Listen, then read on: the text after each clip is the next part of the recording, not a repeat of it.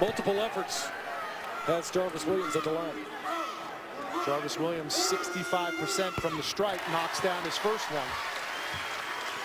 Averages 15.4 a game to go along with 8+ rebounds a contest. Scored his 1,000th point in the OVC championship game last week. And interestingly enough, talking to Steve Prohm earlier today, Rich, he said that Jonathan Farrell is the big that actually moves his feet better at 275 pounds. Sounds like a potential tight end in the Jimmy Graham Bowl, play some college ball and then go hit the gridiron.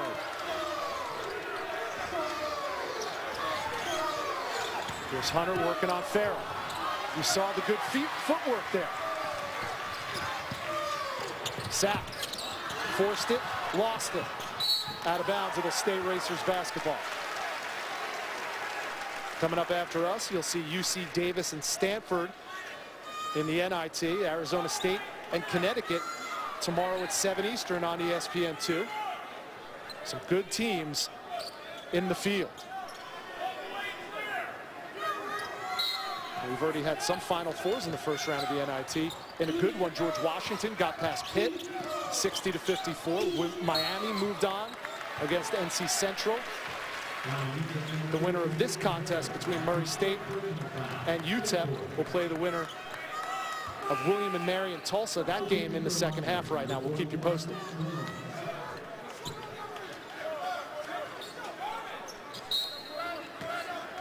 There's the tallest player on the floor, number 41 for UTEP, Matt Wilms, a 7'1" sophomore.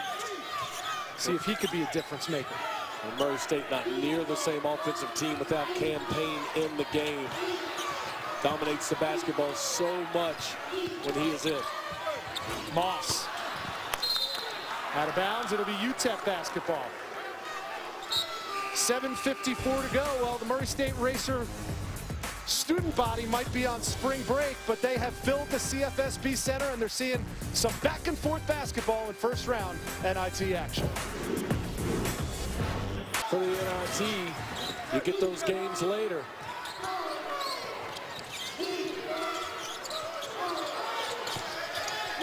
Here in Murray, Kentucky, it's a one-point game, been back and forth most of the first half. Here's Cooper for three. Gets the Miners back on top. That's the second three for UTEP off good inside-out action. Good patience by the post. Good relocation by the perimeter players. And their third triple of the night. Here's Payne back in the game. Finds some open space. Can't hit. If there's one chink in his armor, it might be the fact that Cameron Payne could be a little bit of a slow starter, especially shooting from the outside. But one of the reasons you don't make shots from the outside is you got to take great shots. That one a tough shot. You take tough ones, you're not going to go in at a high percentage. Washburn, tough turnaround. And Williams another rebound. And they're going to get the foul on Morris. A couple of Memphis AAU ball teammates squaring up there in midcourt. Well, we talked about Cameron Payne being outstanding all season, but especially in his last 5 games. You can actually go back 8 games where he's averaged 24 contests, but look at the assists too, making everybody around him better. And again, when you put up those kind of numbers and both scoring and assists, it means you've got the basketball in your hands 90% of the time. Farrell off the window, the monster jam doesn't go for Williams. It's the second missed dunk of the night. Either one of these teams getting a lot done in transition. 0 fast break points. Almost 14 minutes into this game. Here's Wilms. Crowd wanted to travel. Wilms. Smooth move for the big man.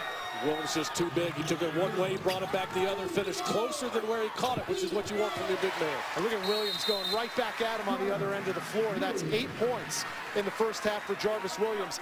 He leads all scorers. Well, we've got good low post play in the last 2 possessions. First for Wilms. Nice job taking to the middle, brings it back, elevates over the defense. And then Jarvis Williams just sprints the floor, takes it right through Wilms' chest. Wilms has the height, Williams has the strength. Jarvis Williams now with 8 points to go along with 5 rebounds. He's already working on a double-double. UTEP with the ball and a lead. Under 6 to go first half. You know, Darren, we showed a lot of those NBA scouts, 12 of them here. They're not just here to see campaign.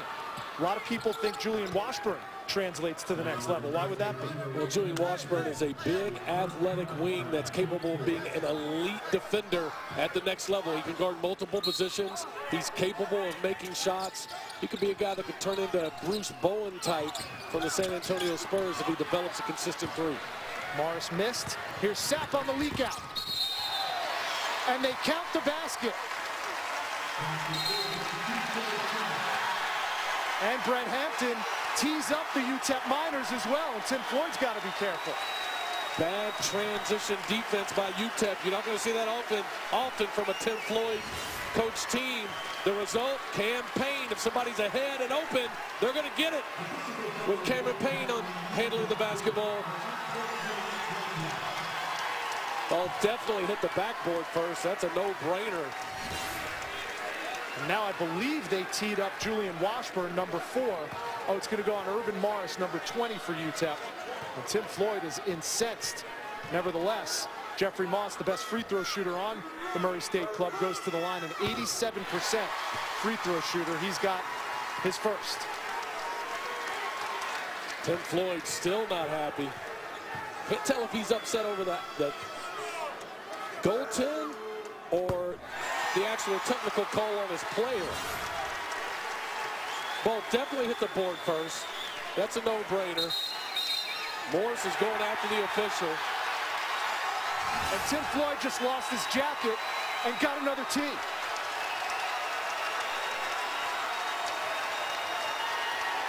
Tom Eads is trying to save him from himself at this point.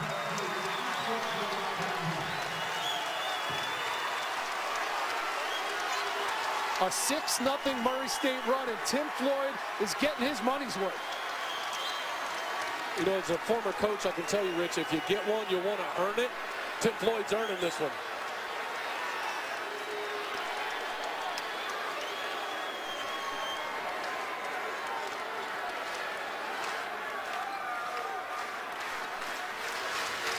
Tim Floyd's team got stuck at the Conference USA tournament for 4 days because of travel issues. They didn't get back until 1 o'clock El Paso time the next morning. And then they got here at 1 o'clock in the morning yesterday, and he's about had it. Lost the postseason schedule. He's letting them know.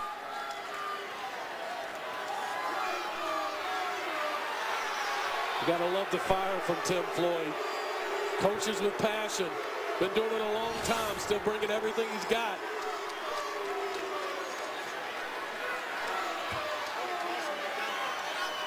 Is there an over-under, Rich, on Coach Floyd getting a second?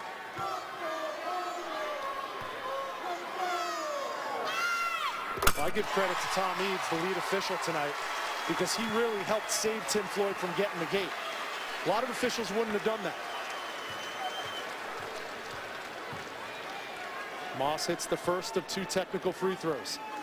Tom Eads, veteran official, knows it's tournament time. You want players at full strength, coaches on the bench.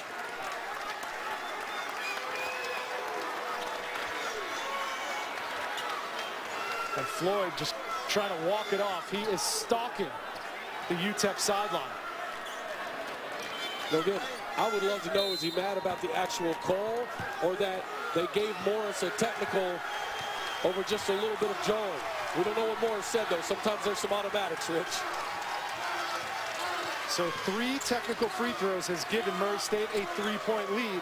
5:25 to go. Cooper, and they count the bucket. Well, for fans of the best versus the best, this is your game. NBA continues tomorrow on ESPN with NBA Countdown at 7:30, then Magic and Mavs at 8, followed by Hawks and Warriors at 10:30. All games also live on Watch ESPN. You talk about best versus best. That's what you got late night on ESPN in the NBA, the Hawks and the Warriors. Now, if you had got to Vegas and said the Hawks and the Warriors going to end the regular season, the 2 best teams in basketball, I think you'd have a lot of people willing to take that bet. You could retire if you put enough down on it. Those odds would have been tremendous. C.J. Cooper completes the 3-point play. He has 8, and we're back to being tied at 25. No separation in this game in the first half.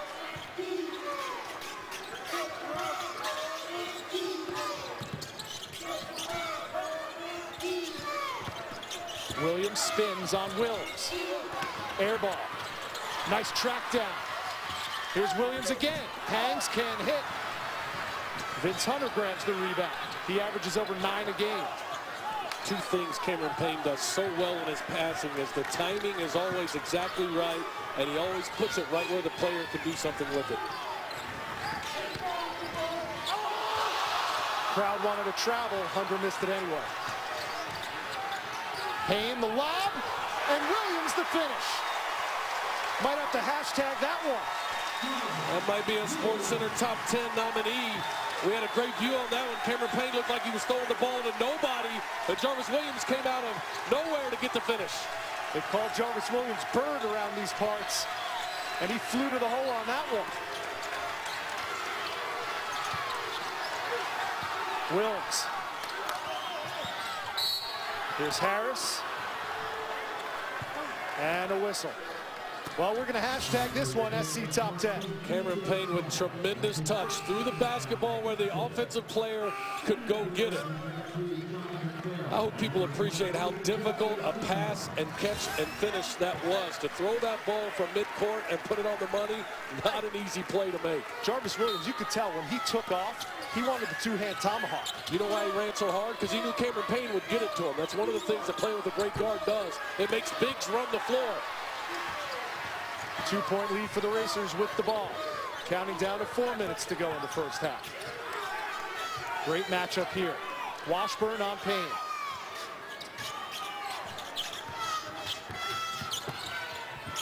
The pull-up from the elbow. And Cameron Payne has 4 points to go along with his 4 assists. Starting to see the versatility of Cameron Payne's game. Helping teammates out with assists, creating off the bounce to get his own.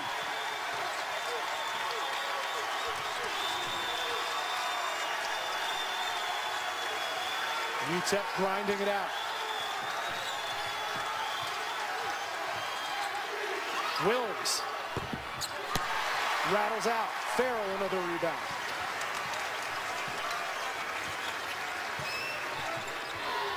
Payne. That was a little bit of a heat check jumper from Cam Payne.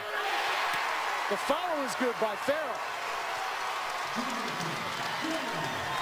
A 6-0 Murray State run. And they're up 6.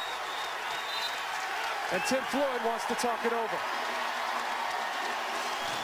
3:01 to go. A 30-second timeout on the floor. We're back right after this. These are basketballs. Both are round, wrapped in the same leather, filled with the same amount of air, because they're the same. Point edge. Murray State trying to get a little separation here at the end of the half. Doing the job in transition and on the offensive glass the last couple of possessions has got him a 6-point lead.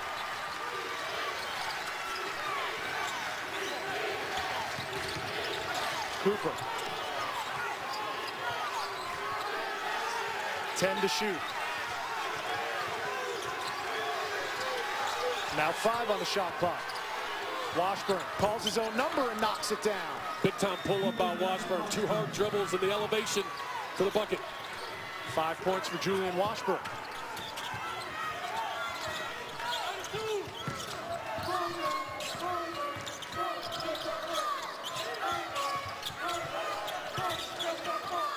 Sapp with a hand in his face. Short. Lang clears. 1 and done that time for Murray State. Steve Prohm utilizing the media timeouts. If there's a dead ball before media, he's getting Cam Payne out. That's the 2nd time this half he's done it, trying to get his star point guard a little extra rest. Here's Hunter. And a foul on the floor. Murray State out and running. They don't call them the Racers for nothing. Cameron Payne to his buddy Jarvis Williams, trying to get some separation through elevation. The NIT bracket as it stands, UTEP and Murray State right here in Murray, Kentucky. It looks like at this point they'll be playing the Golden Hurricane, who are the 2nd seed. That game is not over yet, but they have a comfortable lead on William and Mary back here in Murray, Kentucky. It's been a back and forth contest in the first half. 31-28 now.